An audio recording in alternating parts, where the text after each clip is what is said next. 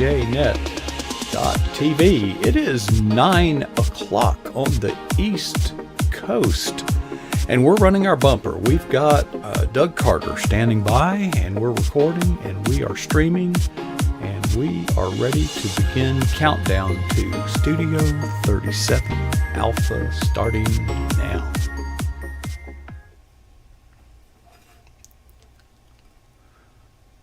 Well, good evening and welcome to Thursday night's edition of PJNET.TV. And if you get the sense that I'm stalling and doing other things, it's because I am stalling and doing other things, okay? But we have those other things done. Doug Carter is standing by in our green room, but before we bring him on the big screen, wanted to mention that this is the time that is normally reserved monthly for Carla Pollard. Now, Carla sends her regrets that she cannot be here tonight, but she is looking forward to joining us on the second Thursday of next month and every month thereafter. So we wish her well and look forward to her returning to the big screen. But in her place, our associate producer has made arrangements to bring you PJNet family member Doug Carter, who comes to us from his home, or his library, his office, his studio. You look so academic, or you look scholarly there, my man. But well, I mean, I've got quite I've got quite a few textbooks behind me that I use and have used in the past, but that's about it. That's the limit of my knowledge. Those are just for show, though, right? Those aren't. You haven't read all those, have you? I've read bits and pieces of all of them, actually. Okay. All right. Well, sometimes, you have a book signing. You're at one of those events, and they have a book signing, so you buy the book so they can sign it, but you never get around to reading the book. You never really intended to read the book. I've read bits and pieces of all of them. So. Okay. Well, that's good. Yeah. Well, Doug, tonight you have on your talking points bulletin that I was given, you want to talk about a place near and dear to my heart in the great state of Florida, Weeki Wachee. What context are we going to be talking about that? Clarity, thinking clearly about God. You've been there. So I grew up there. It's a huge, beautiful spring, isn't it? Well, did you ever? The water's clear. I don't know about my thinking, but the water's clear.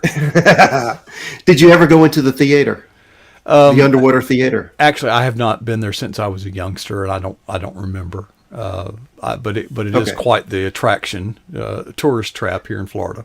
Before there was a Disney, there was Cypress Gardens and Weeki Wachee. That was the deal.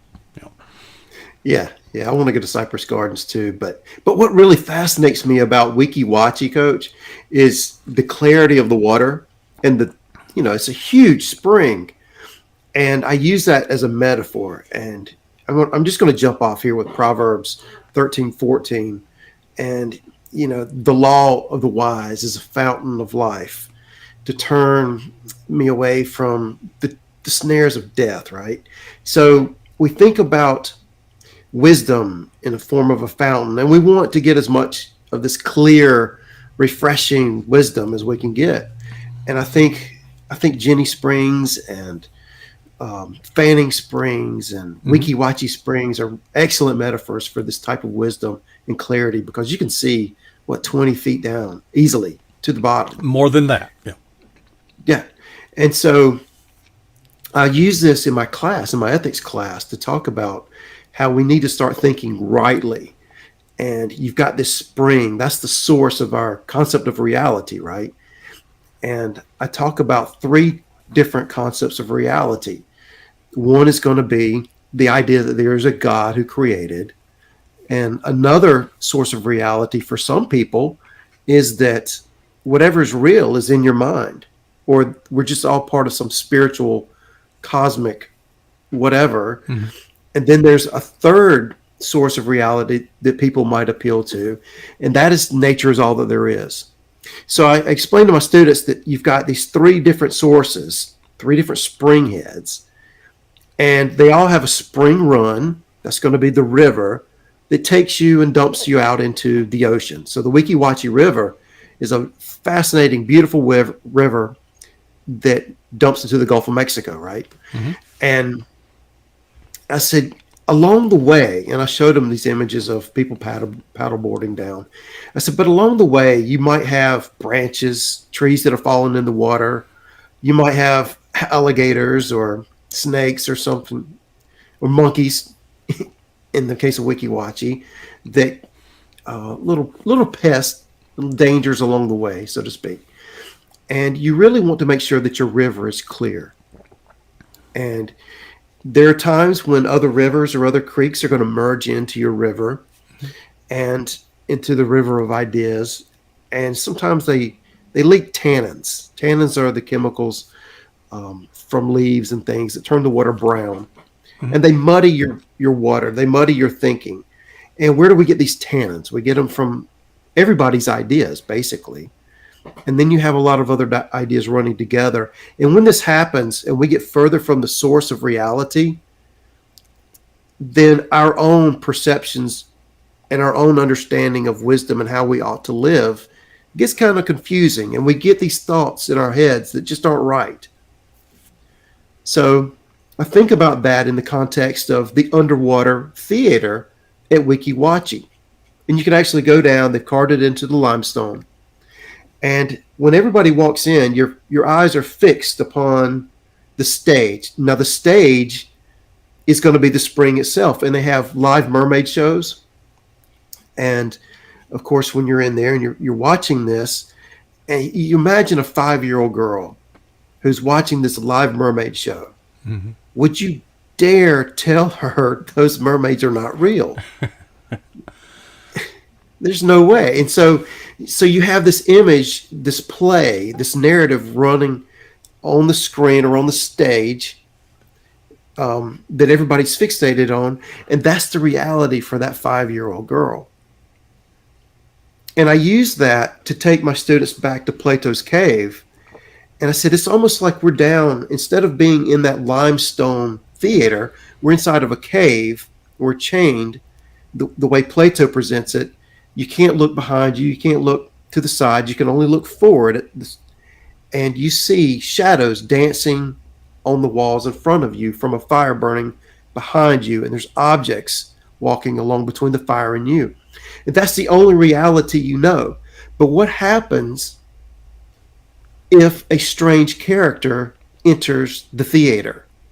If something real were to actually get out in front of you and you were to see it for the very first time, you're seeing truth and reality for the first time.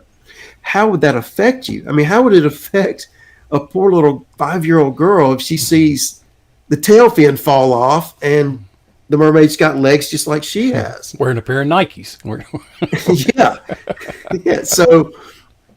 So I use this metaphor of the springs, and I really want to bring it back to the wisdom and thinking rightly about God.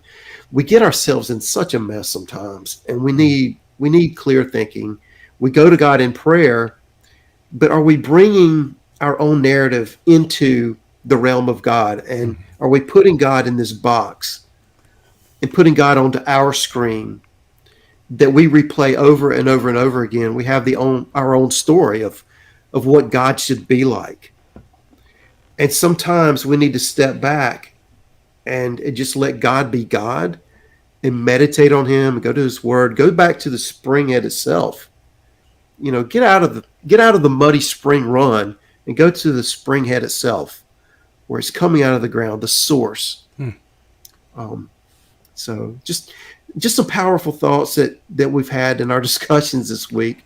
Lots of fun talk about that. Doug, you mentioned 3 spring heads, which sounded like worldviews to me. Run over those again if you can remember them, because I have 3 of my own that are quite different, as you can imagine. All right, so there's a God who created. That's one view of reality. An alternative view is that everything that is real is actually in your mind or your consciousness, or we're all part of some divine consciousness. Or the third type of a spring is the idea that nature is all that there is. there is no God. Right. Everything that is real is material, and you can touch it. So you basically described monotheism or Christianity. You've described existentialism Animism. or animism, yeah. And then you've also described some Eastern thought. I can't think of it right. Naturalism. Well, that was the naturalism, the animism, but the nature is all. You can kind of blend that in with animism too, Yeah. but it's the idea of science Right. and nature is going to be your source of truth and reality. Humanism. It's ultimately those two springheads end up in humanism. That yeah. mankind, So mankind is going to determine his own reality, so to speak, as a part. Well, as opposed to God. here's my three schools of thought on worldview, quite different from yours, or anybody else's for that matter. First of all, is the world as you believe it to be. Okay. Correct. Then there's the world as others believe it to be, which is different from your own. And then there's the real world as it actually is. So the closer those are together, the more mentally healthy you are, I would guess. Have you? I know that you've traveled quite a bit, especially here in Florida. I think you're as much. We're going to just adopt you here because you. Well, I used to live there. No, I did not. Jacksonville. Yeah, I lived in Fort Myers for 5 years. Oh, no, I had. You probably have told me, but I've forgotten. But Yeah. but I don't know if you've had the chance to go to Wakulla Springs. I have. Yep. It is Down the road from actually Tallahassee. it's south of Tallahassee, and we used to go there all the time and go swimming. And they actually filmed Monster of the Swamp. What is it? The creature from the Black Lagoon. Yeah, the creature from the Black Lagoon was filmed there. But it is actually reputed or advertised as the deepest spring in the world. And that thing I've heard that. I have been there numerous times and been on the glass bottom boat tours and swam there. And you look down and Doug, it must be 150 feet or better or 200 feet deep. But do you know that they have stopped running the glass bottom boat tours above the spring head? I did. I've actually been on those boat tours, and I was hoping to get above the spring head to look down into it, and I couldn't do it. Yeah. Well, they've actually had trained a catfish, believe it or not, to jump over a log. You can't make this stuff up. I mean, it's true.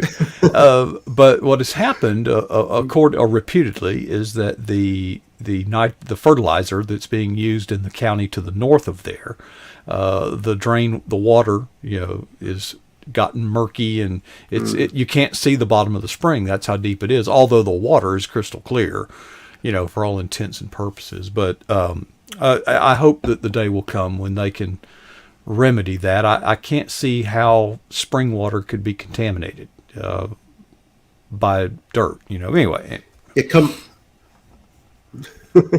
especially when it's coming out of the ground and going up, right? That's what I'm saying. With that much force. Okay, so have you been to Natural Bridge just south of Tallahassee? I have not. I've heard of it, but I haven't been there. Okay, you'd enjoy that. It's the site of the Tallahassee, the capital. Right? Yeah, they do a reenactment annually, if until such time as it becomes politically incorrect.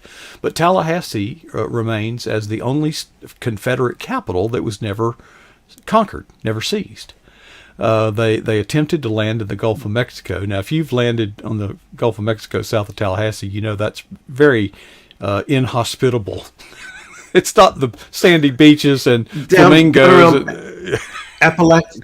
Yeah. Apalachicola and St. Mark's. It's pretty swampy, and it just turns it. So they had to trek through the Union Army had to trudge their way through all this mud, and the sawgrass, they call it sawgrass for a reason. Mm-hmm. It'll cut you to ribbons. Yeah, that's rough stuff. It's sharp, and the palmettos are about the same way. The palm fronds or razor sharp. So they got to the natural bridge where the river actually goes below the ground and then resurfaces later. So it's called a natural bridge. It's not a spring, but they reenact the battle. You would enjoy it, I know. Next time you check the calendar and make a trip. Yeah, I've always wanted to go. Yeah. Yeah. I'm looking at my notes. You mentioned Plato's cave, or is it cove? Cave? Plato's cave, and Where that was that? And why did they name it after him? All right, it's in book 7 of his book called The Republic. It's one of the most infamous philosophical works of all time. And in there, he's trying to explain that the people chained inside the cave, that'd be you and me, the common people, we're so used to seeing things around us that we're biased. We imagine reality, and that's our biases. But if somebody were to escape, he says, and get outside of the cave and see things as they really are, their eyes would be opened. They'd be enlightened. And you would want to go back and tell everybody else, look, the real world, reality looks nothing like this. Mm-hmm. But with your new perceptions, you would be using language that they could never understand because they just don't have the concepts in their mind to grasp it. So you would have pity on them and just by default and pity decide to be their ruler and help them out.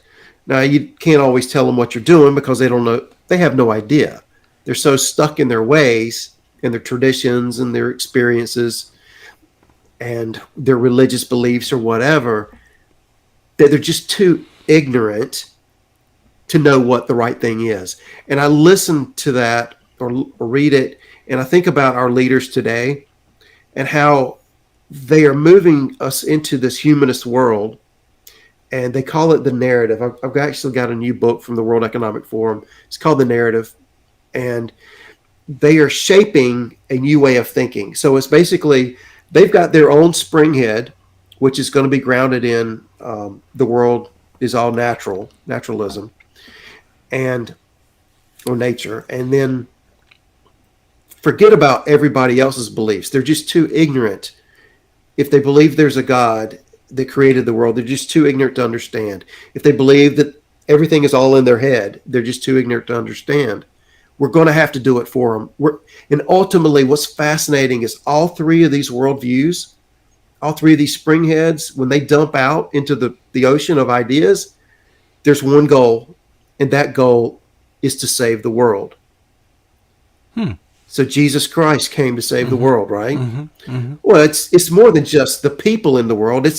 He's going to redeem all of creation. And so you look at what this green movement is all about, this follow the science movement is all about, and it's all about saving the world. If we don't do something now, we're gonna fall apart. And so ultimately, all three of these worldviews end up in the idea of saving the world. But we just go about it three different ways. Right. At least we agree on something. We have a starting point. And I think that we need to be very, very aware of that and use it to our advantage, because we've got to get past this bickering back and forth and the opposition argument of we're always right, they're always wrong, or they're thinking we're always wrong, they're always right. There's some logs blocking our riverways. There's some junk that's been thrown in the rivers. There's some tannins that are muddying the waters, and we need to clear it all up.